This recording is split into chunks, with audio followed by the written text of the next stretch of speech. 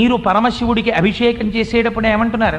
స్వామి, మేము నీకు పంచామృతాలతో అభిషేకం చేస్తున్నాం అంటారు.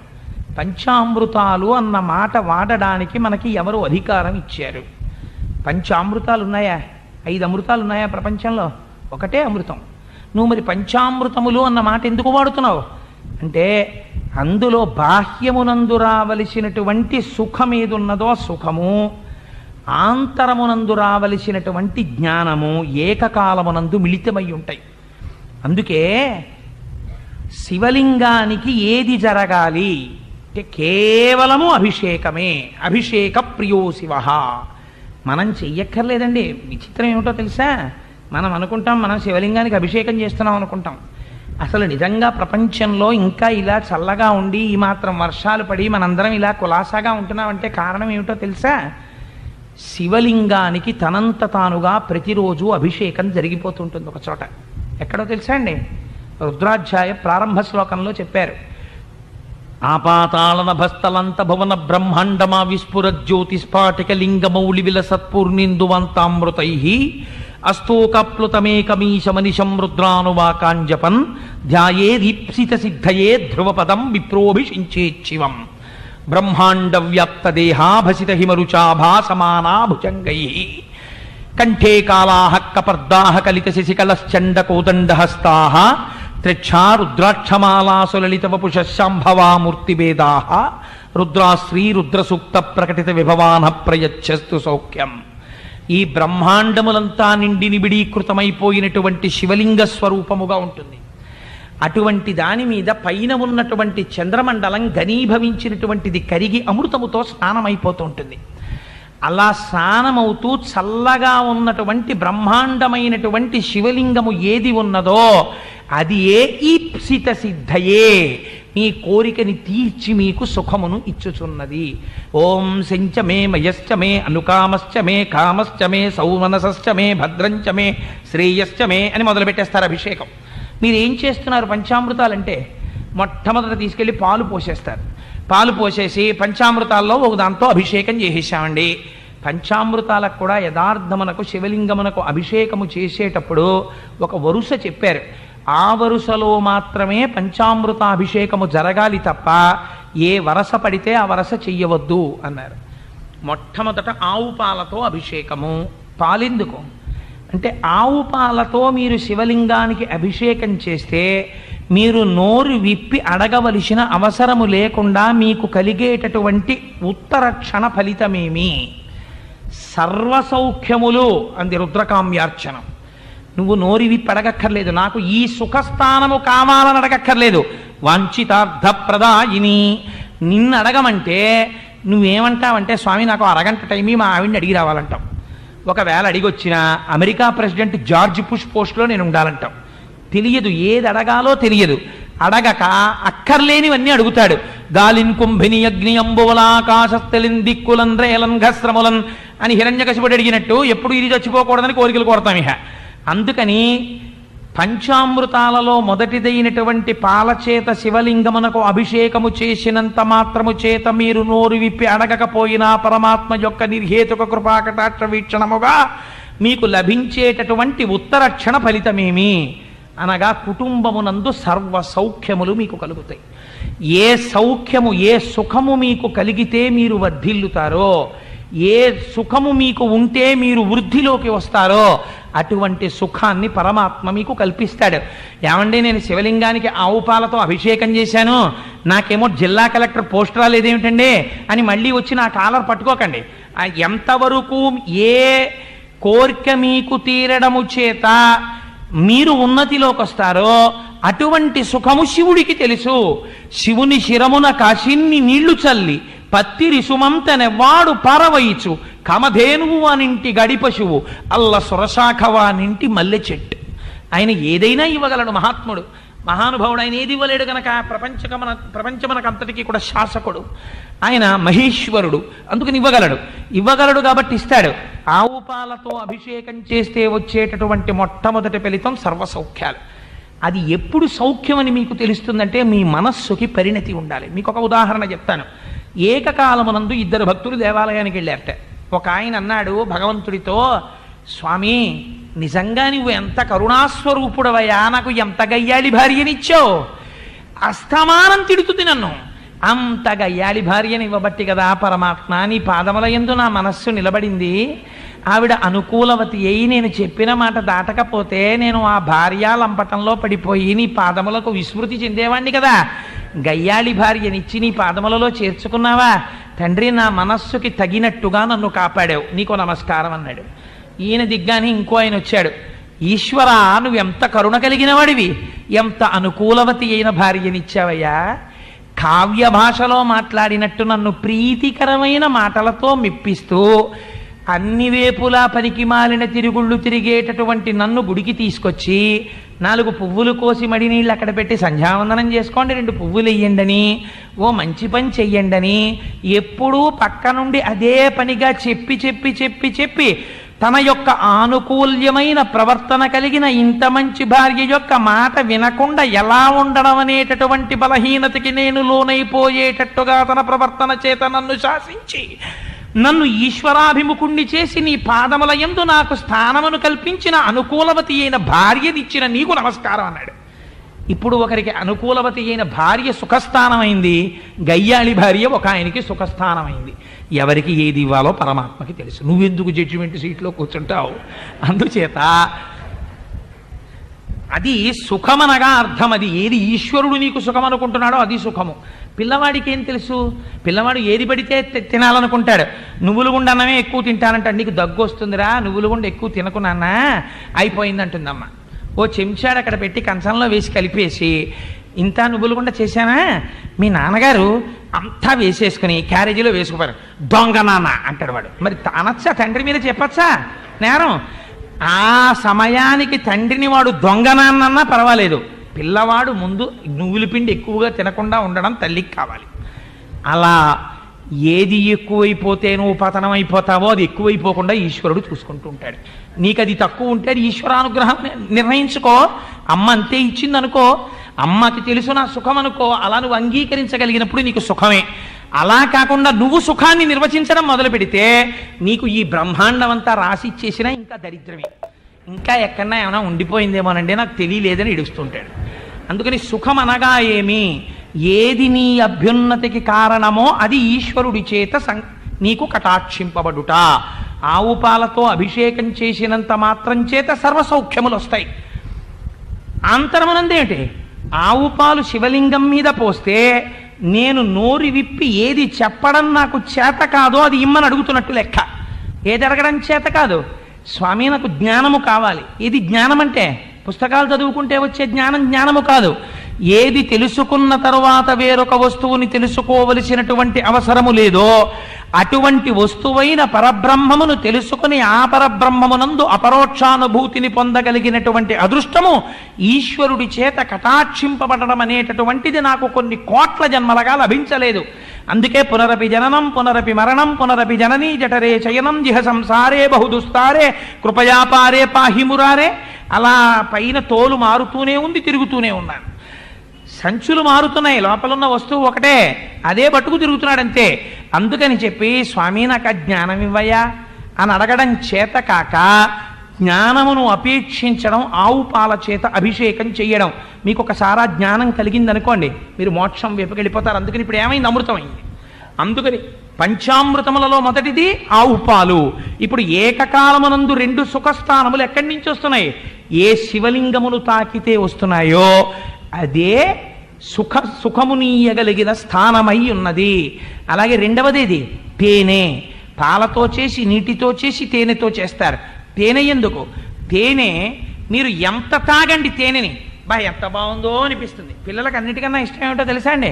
పొద్దున్నే నిద్ర లేవగానే కొంచెం తేనె ఇవ్వడం నేర్పారనుకోండి, వాడు పొద్దున్నే వచ్చి అడుగుతాడు, అమ్మ తేనేది, అమ్మ తేనేది అంటాడు.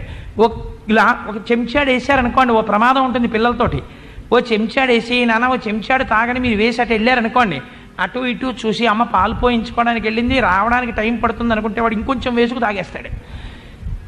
ఎంత తేనె తాగినా అది మనస్సు తీరదు, తాగాలనే ఉంటుంది, అంత తీపి. అందుకే చూడండి ఎంత గొప్పవాడి అవనివ్వండి, తేనె దగ్గరికి వచ్చేటప్పటికి మర్యాద తప్పిపోతాడు. కాస్త చేతిలో తేనె వేసి తాగండి అన్నారు అనుకోండి, తీర్థం అయితే ఇలా తాగేసి ఉత్తరీయానికి తుడిచేస్తాడు. కాస్త తేనె వేసి తాగండి అన్నారు అనుకోండి, ఇలా తాగేసి అంటాడు. వెంటనే ఓ కుక్క నాకేసినట్లు నాకేసుకుంటాడు. ఎందుకని? తేనె అనేటప్పటికీ జుర్రుకోబడేటటువంటి స్వభావం ఉంటుంది. గాయంతి కేచిత్, ప్రణమంతి కేచిత్, నృత్యంతి కేచిత్, ప్రహసంతి కేచిత్, పతంతి కేచిత్, విచరంతి కేచిత్, ప్లవంతి కేచిత్, ప్రలపంతి కేచిత్. నీకోసమే. అందుకని ఆ తేనె ఎక్కువ తాగేస్తే అపారమైనటువంటి మత్తు వచ్చేస్తుంది. అలాగే విషయములన్నిటిలోనూ కూడా తీపి నిండి ఉన్నట్టుగా కనపడుతుంది. అది అనుభవిస్తే ఎంత బాగుంటుందో, ఇది అనుభవిస్తే ఎంత బాగుంటుందో, అది ఉంటే ఎంత బాగుంటుందో, ఇది ఉంటే ఎంత బాగుంటుందో అనిపిస్తుంది. కానీ ఆ విషయములను ఎన్నిటిని అనుభవించినా ఉయ్యాల ఎక్కి కాశీ వెళ్ళినట్టు ఉంటుంది. ఉయ్యాల ఎక్కి పొద్దున్నెక్కి సాయంకాలం వరకు ఊగి కిందకి దిగాడు అనుకోండి, ఏ స్టేషన్ వచ్చిందని ఊగడం తిరిగాడు. ప్రయాణం ఎక్కడున్నాడు, ఎక్కడెక్కాడో అక్కడే ఉంటాడు. ఉయ్యాల ప్రయాణం అంతే. రైలు ఎక్కితే పెడతాడు తప్ప సాయంకాలానికి సికింద్రాబాద్లో ఉంటాడు. కానీ ఉయ్యాల్లో పడుకుని సాయంకాలం వరకు ఊగి కిందకి దిగి ఏ స్టేషన్ అండి అంటే, ఏ స్టేషన్, నీ మొహం ఎక్కడెక్కావో అక్కడే ఉన్నావు అంటాడు.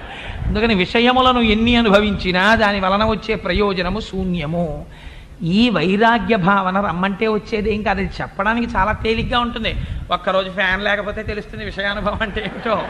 అందుకని విషయములను అనుభవించుట అంటే అంత ప్రీతి శరీరమునకు మనస్సునకు. అందుచేత ఇది ఎవరు తీయగలరు? విషయములతో సంబంధము లేకుండా తుల్య నిందా స్తుతిర్మౌని సంతుష్టో ఎనకేనచిత్ అనికేత స్థిరమతి భక్తిమాన్ మే ప్రియో నరః. ఆ ద్వంద్వములను అతిక్రమించి విషయములను విడిచిపెట్టి ఎవడు విషమును తన కంఠమునందు పెట్టుకున్నాడో వాడి పాదముల వైపుకి నడవగలగాలి. ఈ తిరస్కారణ అంత తొందరగా రమ్మంటే వచ్చేది కాదు. వయస్సు అయిపోతూ ఉంటుంది, జుత్తు నెరిసిపోతూ ఉంటుంది, అయినా ఇంకా ఎంత లంపటమో కడుపులో. అందుకని ఈ భావన పోవాలంటే స్వామికి తేనెతో అభిషేకం చేస్తారు. అందుచేత తేనెతో అభిషేకం చేస్తే పైకిన మీకు వచ్చేటటువంటిది అపారమైనటువంటి తేజస్సు, ఆంతరమునందు వచ్చేటటువంటిది ఆ తేనెతో అభిషేకము చేయడము చేత విషయ పిపాస విరిగిపోయి ఏముంది విషయాల్లోనేటటువంటి వైరాగ్య భావన అంకురిస్తుంది. అందుకే శంభో అన్న నామానికి అర్థం ఏమిటో తెలుసా అండి? కేవలము సుఖములనిచ్చువాడు కాడు. వ్యాఖ్యానంలో అన్నారు, శంభో అన్న నామానికి నిజమైన అర్థం గళంతీ శంభోత్వచరిత సరిత కిల్బిషరజో దళంతీ ధీకుల్యాహస్సరణిషు పతంతీ విజయతాం దిశంతీ సంసార భ్రమణ పరితాపోపశమనం వసంతీ మచ్చేతో హ్రదభివి శివానందలహరి. సుఖములను అనుభవించి అనుభవించి అనుభవించి ఒకనాడు ఎదురు తిరిగి ప్రశ్న వేయగలిగిన స్థితి రావడం. ఏముందని దీనికోసం నేను ఇంత కొట్టుకుపోయాను అని. ఎందుకు దీంట్లో ఏముందని ఇంత తాపత్రయం? నేను దీనిని తిరస్కరించలేనా? ఇప్పుడు ఏమవుతుందో తెలుసా అండి? లోకములన్నీయున్ గెలిచినాడవు ఇంద్రియానీకము చిత్తమున్ గెలువనేరవు నిన్ను నిబద్ధు చేయు భీషణ శత్రులార్వుల ప్రభిన్నుల చేసిన ప్రాణికోటిలో నీకు విరోధి లేడొకడు నిర్పుణ చూడుము దానవేశ్వర అంటాడు ప్రహ్లాదుడు. ఇంద్రియములను గెలుస్తాడు. గెలిస్తే ఏమవుతుంది? అపారమైనటువంటి శాంతిని పొందుతాడు. విషయముల యందు పిపాస తరిగిపోతుంది. తరిగిపోయి ఎందుకు దాని గురించి పెద్ద తాపత్రయం, ఎందుకంటే బాబు నేను అటువైపుకి ఏం పరిగెత్తాలనుకోవట్లేదు, ఇటువైపుగా మక్కువ, ఈశ్వరార్చన కళా నిపుణుడైపోతాడు. ఈ ఉత్సాహం అంతా భగవంతుడి వైపుకి నడిచేస్తుంది. ఇలా నడపగలిగిన శక్తి భగవదనుగ్రహముగా మీకు కలిగితే సుఖములను అనుభవించి అనుభవించి సుఖముల యందు నిజమైన సుఖము లేదన్న సత్యమును గ్రహించగలిగినటువంటి స్థితిని పొందడము శంభుని యొక్క అనుగ్రహము. ఇప్పుడు ఏమైంది? విషయ పిపాస విరగింది. అందుకని తేనెతో అభిషేకము, బాహ్యమునందు తేజస్సు వచ్చింది. మూడవది నెయ్యి. గృహస్థాశ్రమంలో ఉన్నవాడెవ్వడూ కూడా నాకొక్క రూపాయి కలిసి రాకూడదు, నేను కటిక దరిద్రుణ్ణి అయిపోవాలి, తినడానికి తిండి ఉండకూడదు, కట్టుకోవడానికి బట్ట ఉండకూడదు, పరమనీచుణ్ణై పరమదరిద్రుణ్ణై ఆకలేస్తే వెళ్ళి 4 ఇళ్ల ముందు నిలబడి భవతి భిక్షాంది అనుకుంటూ అడుక్కుంటూ గడపాలి అని భగవంతుడి దగ్గరికి వెళ్ళి స్తోత్రాలు చేయకూడదు. గృహస్థాశ్రమంలో ఉండేటటువంటి వాడు ఎప్పుడు అడిగినా ధర్మార్థ కామమోక్ష చతుర్విధ పురుషార్థ ఫల సిద్ధ్యర్థం అని అడగాలి. లక్ష్మీదేవి యొక్క అనుగ్రహమును కోరడం ఎప్పుడూ తప్పు కాదు. కానీ లక్ష్మీదేవి యొక్క అనుగ్రహము చేత జన్మ యొక్క ధ్యేయమును మరిచిపోయి అహంకారమును పొందడం దోషం. అది లక్ష్మి యొక్క దోషం కాదు, నీకు కలిగినటువంటి అవివేకం. అందుచేత ఏది కోరుకోవాలి అంటే ఐశ్వర్యమును కోరడము తప్పు కాదని చెప్పింది శాస్త్రం. నేను ఒక్క ఇల్లు కట్టుకున్నాను స్వామి, నా కొడుకు నాకన్నా కూడా చాలా అందమైన ఇల్లు కట్టుకోవాలి. కానీ ప్రతి గదిలో నేను అలా కట్టుకోలేకపోయాను. నా కొడుకు ఇంట్లోకి ఇలా సింహద్వారం, అంటే నిజంగా నా గురించి అనుకుంటున్నారేమో, నేను ఉదాహరణకి చెప్తున్నాను అంతే, వీడికి అన్ని రెడ్డి పెచ్చకోరికలు ఉన్నాయి అనుకోకండి.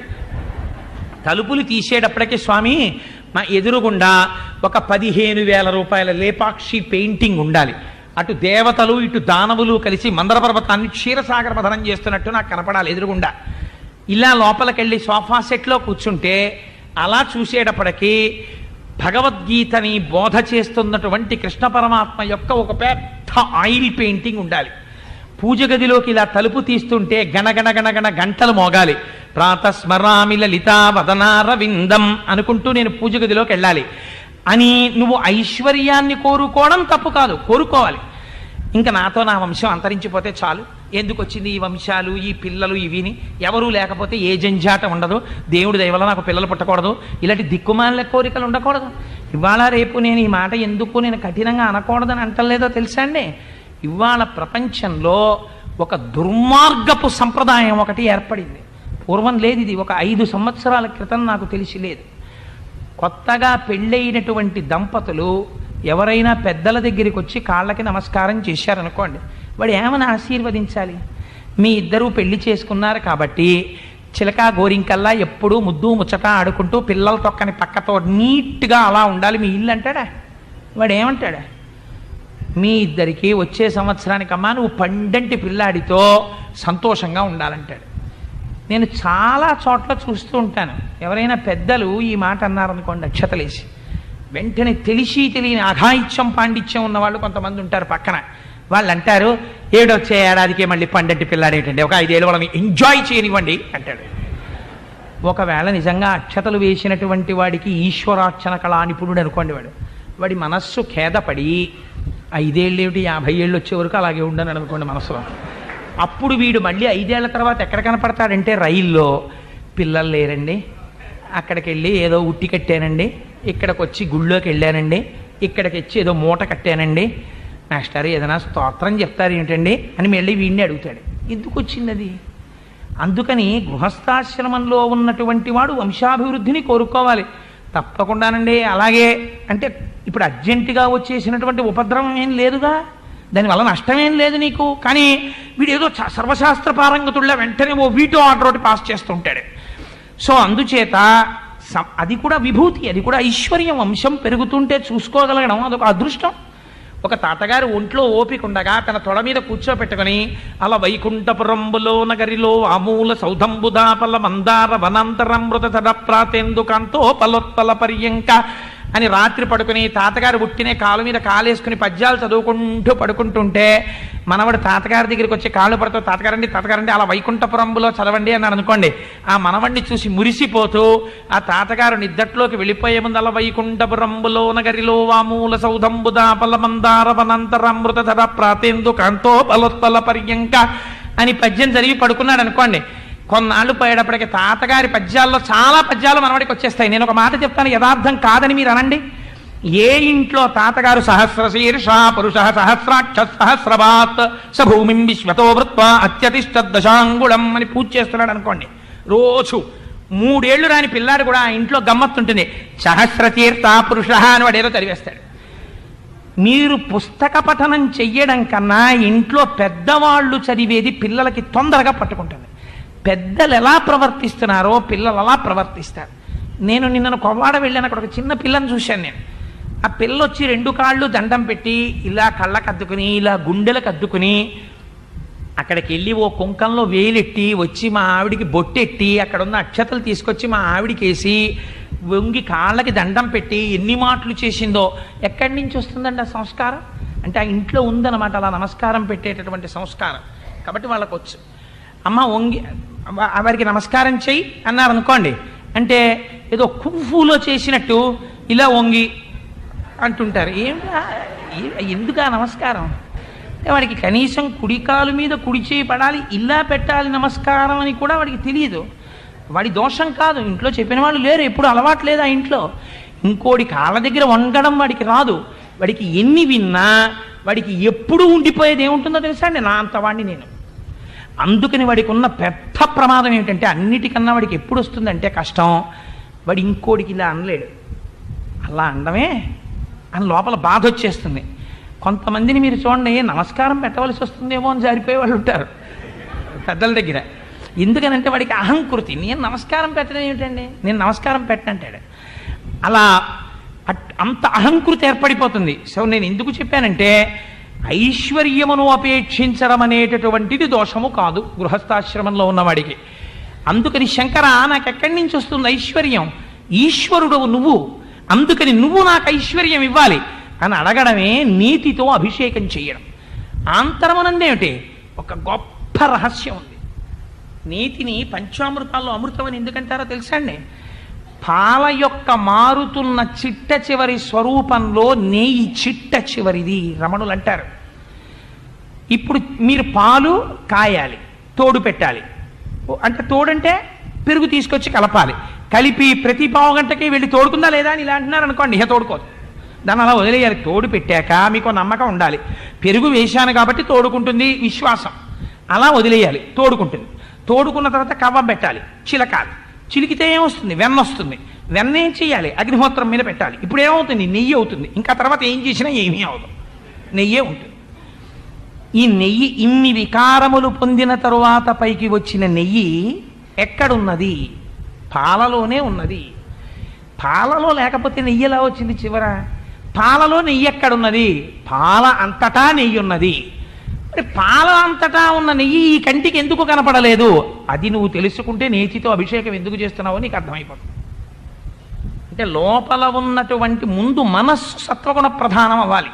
రామకృష్ణ పరమహంస అంటారు, మేకు పట్టికెళ్ళి కొట్టేద్దామంటే గోడలో దిగదు. ఎలా ముందు అసలు గోడ మేకు పెట్టి కొడుతున్నప్పుడు మేకు లోపలికి వెళ్ళడానికి కావలసినంత కొంత మెత్తతనం గోడకు ఉండాలి, ఉంటే మేకు దిగుతుంది, లేకపోతే మేకు వంగిపోతుంది. చెప్పేవాడికి కంఠం నొప్పి రావాలి, కానీ వాడికి మాత్రం ఏమీ అర్థం అవదు. ఆఖరి వరకు కూర్చుని మంగళాశాసన పరైహిమద్ ఆచార్య పురోగమై అంటుంటే అప్పుడు తీసి చెవి మిషన్ పెట్టుకున్నాడు అనుకోండి, వాడు ఎందుకున్నట్టు అప్పటి వరకు సభలో? అంటే అలా ఏమిటో అంతమంది మధ్యలోకి వెళ్ళి కూర్చుంటే నాకు గాబరా ఉండదండి, అందుకు ఎడతాను పురాణానికి, పొరపాటున చెవిలో పడుతుందేమో అని మిషన్ తీసేసి అంతమంది మధ్యలోకి వెళ్ళి కూర్చుంటానంటాడు ఒక్కొక్కడు. ఎంత ఆశ్చర్యం చూడండి. అది కాదు, ముందు మనస్సుకి సత్వగుణం అలవాటు పడాలి. మనస్సుకి సత్వగుణం అలవాటు పడితే ఆ పరిశుద్ధమైనటువంటి మనస్సు ఆ తరువాత పెద్దల యొక్క మాటలు వినగా వినగా సుఖము విషయములయందు లేదనేటటువంటి భావన వలన కలిగినటువంటి వైరాగ్యమనబడేటటువంటి అగ్నిహోత్రము చేత కాలి భక్తి చేత ఎర్రటి తెట్టు కడితే, శాస్త్రవచనం అనేటటువంటి పెరుగు తెచ్చి కలిపితే, నిధిధ్యాసనమని లోపల దాన్ని అలా నిలబెడితే కదపకుండా ఆ ధ్యానములో అది తోడుకుంటే, అప్పుడు అందులోకి మళ్ళీ ఒక్కసారి ఆ చింతనం అనేటటువంటి కవ్వాన్ని తిప్పి భగవంతుని యొక్క రూప గుణ విభూతులను అనుభవించడానికి మననం చేస్తే, అచ్చర్చస్ అన్న మననంలోంచి వెన్న పుడితే, ఈశ్వరుణ్ణి విడిచిపెట్టి నేనుండలేనన్న తాదాత్మ బుద్ధి పుడితే, నీటి యందు తేలుట, అగ్ని తగిలితే కరుగుట, అటువంటి నేతి స్వభావమును పొందితే ఘృతేన వర్ధతే బుద్ధి. ఇప్పుడు ఈ వచ్చినటువంటి నెయ్యి ఏది ఉన్నదో ఆ నేతిని నీవు తపస్సు చేత అపరోక్షానుభూతిగా మార్చుకుని ఇక్కడే ఇప్పుడే నువ్వు పరబ్రహ్మముగా నిలబడగలిగినటువంటి స్థితి. అటువంటి స్థితిని నాకు ఇయ్యని, నాకు అడగడం చేత కాదని నేతితో అభిషేకం చేసుకోవడం అన్నారు రమణ మహర్షి. అందుకని ఇప్పుడు పంచామృతములలో నెయ్యేమైంది? శివలింగమునకు అభిషేకము చేసి అపరోక్షానుభూతిని అడుగుట అద్వైత స్థితిలో. బాహ్యమునందు ఐశ్వర్యం అడుగుట. పెరుగుతో ఎందుకు అభిషేకం? పెరుగుతో అభిషేకం చేస్తే ఈ శరీరమునకు మీరు చేసినటువంటి పాపము యొక్క ఫలితముగా రోగం వస్తుంది. అయ్యో స్వామి, నేను ఈ రోగాన్ని తట్టుకోలేకపోతున్నానయ్యా, ఇంత బాధ పడలేకపోతున్నాను, అంచేత నాకు ఈ రోగమునకు ఉపశమనమును చూపించు అని అడిగితే ఈశ్వరానుగ్రహంగా రోగం ఉపశమించాలంటే పెరుగుతో అభిషేకం చెయ్యాలి బాహ్యమునందు. ఆంతరమునందు పెరిగేమిటి? ఇతపూర్వం కస్తూరి తీసుకొచ్చి మీరు గుడ్డ మూట కట్టారనుకోండి, ఆ తర్వాత కస్తూరి తీసేశారు, కానీ గుడ్డకి వాసన ఉండిపోతుంది. అలాగే జీవుడు ఎన్నో జన్మల నుంచి కర్మలు చేస్తున్నాడు. ఆ కర్మలను అనుభవించడం చేత కలిగినటువంటి ఫలితములను అనుభవించడానికి అలవాటు పడినటువంటి ఇంద్రియములతో కూడినటువంటి మనస్సు లోపల గుప్తముగా దాచుకున్నటువంటి అనుభవముల యొక్క సారభూతమైన విశేషమునకు వాసన అని పేరు. అందుకని ఇంకా ఇంకా అటువైపుకే తిరుగుతుంటుంది. ఇంకా అది అనుభవిద్దాం. ఇంతకుముందు కొన్ని కర్మలు చేశాడు, అటు ఫలితాలు పొందాడు, అవి ఇంకా అనుభవిద్దాం అంటుంటుంది. ఇప్పుడు అనుభవిద్దామన్న కారణం చేత వాసనలు ఏర్పడతాయి. ఈ వాసనలు మీ అంత మీరు తొలగతోయలేరు. ఆ వాసనా బలం లాగేస్తుంటుంది, ఒక్కొక్కడిని లాగేసి తప్పు పద్ధతుల వైపుకి తీసుకెళ్ళిపోతుంటుంది.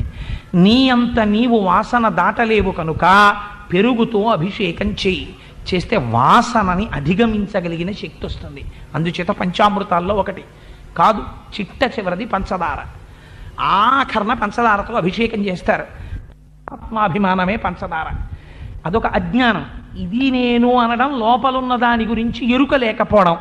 ఈ దేహాత్మాభిమానాన్ని స్వామి తొలగతోయవయ్యా, అంత నేను గెలవలేకపోతున్నాను అని అడగడం పంచదారతో అభిషేకం. అటువంటి వైరాగ్య సుఖాన్ని అపేక్షించడం, ఆ స్థితికి మీరు వెళ్ళిపోయారనుకోండి, అప్పుడు ఏమైపోతుంది? బాహ్యమునందు పూజ ఉండదు ఇంకా.